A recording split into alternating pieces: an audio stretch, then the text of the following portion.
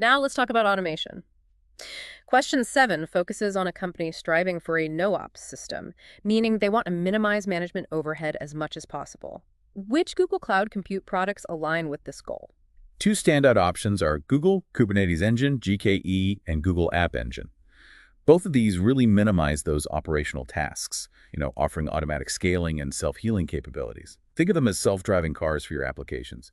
You set the destination, they handle the rest, allowing developers to focus on building and improving applications rather than managing infrastructure. Ah, so it's all about letting Google handle the heavy lifting of managing the underlying infrastructure.